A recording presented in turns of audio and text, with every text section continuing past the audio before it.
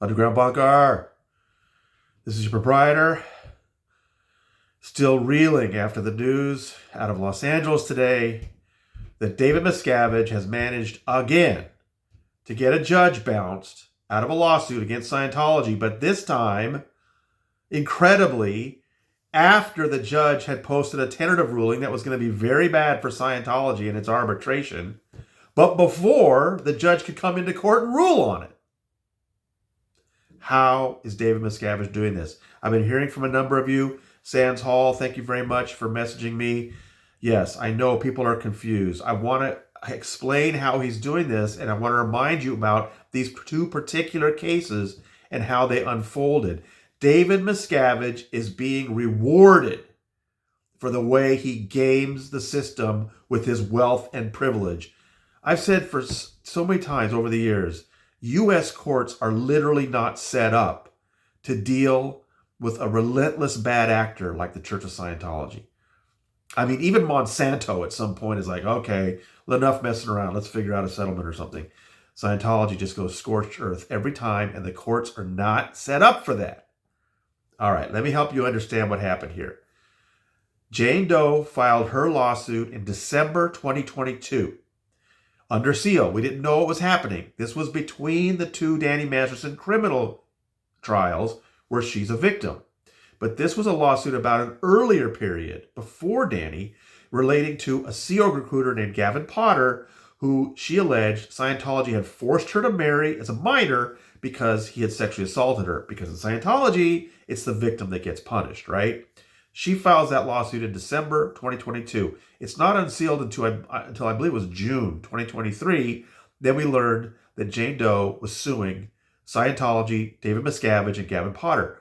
Just a few days later, August 2nd, about a month later, August 2nd, 2023, Leah Remini filed her lawsuit. She's alleging years of harassment, interference with her business, just, fair game for years. Now, when she first filed that lawsuit, it was assigned a judge, and for whatever reason, Leah's team decided they didn't like this guy. Well, within the first 2 weeks of a lawsuit like that, either side can say, hey, peremptory challenge, get rid of that judge, give us another judge. You don't even have to give a reason. And so she did that. And that's how we got the second judge, Judge Barbara Shepard, who then recused herself because her husband had done some work for Scientology. That's how we then ended up with Judge Randolph Hammock. Okay?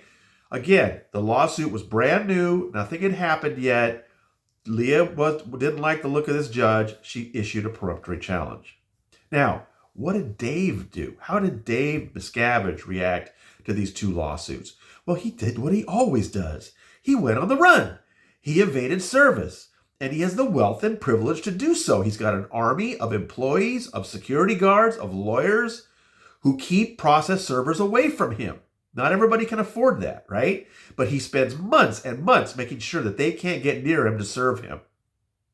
But Leah and Jane Doe, again, sharing the same team, they're persistent.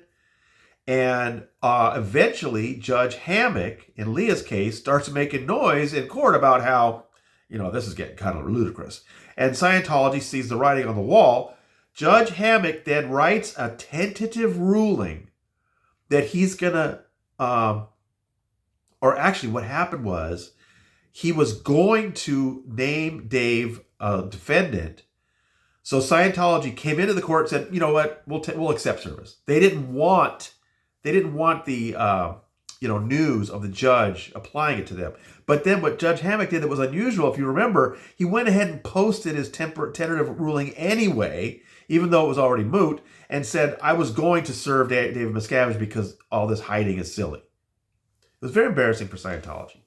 Well, Dave doesn't forget stuff like that, people. He wasn't happy about that. But he accepted service in both of the lawsuits at that point. Now, remember what I said, that in the first 2 weeks of the lawsuit, either side can remove a judge for whatever reason. Okay, now Dave, months after the lawsuit started, has finally accepted service, which he didn't want to do. He would have stayed on the run forever. Now, both of those judges end up making rulings that are very bad for Scientology. Judge Hammock, in Leah's case, he ruled that, some of these things Leah wants to sue over are a little old. Some of them are just opinion. They're not really defamation. And so he removed things. And some of the press was confused and think, oh, Leah's lawsuit's in trouble. No, it wasn't.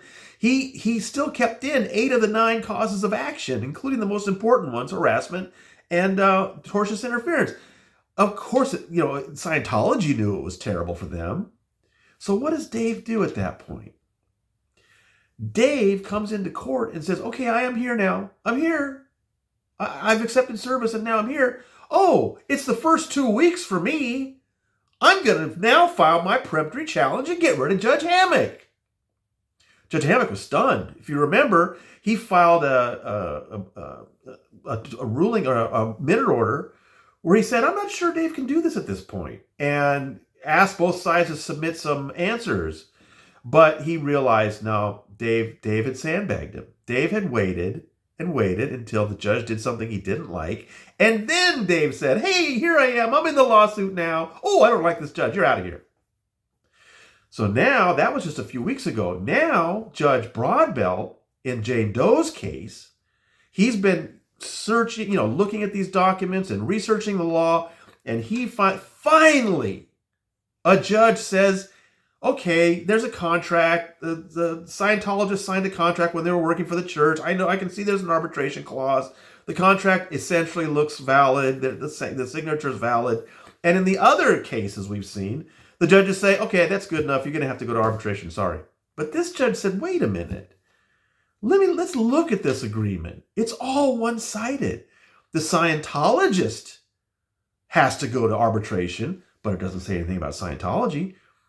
Scientology can still sue the person even though the person can't sue them. And the judge pointed out it's not mutual. It's very unfair. It's very one-sided to the point where it shocks the conscience. It is unconscionable.